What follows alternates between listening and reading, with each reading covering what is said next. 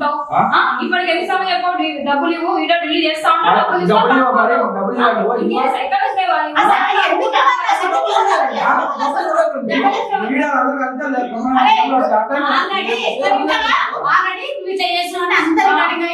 నేను camera recording చేసి పెట్టినా.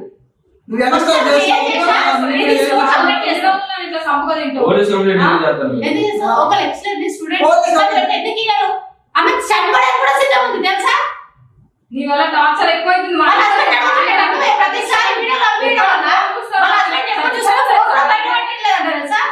జాబ్ కూడా ఎత్తలేదంటగా.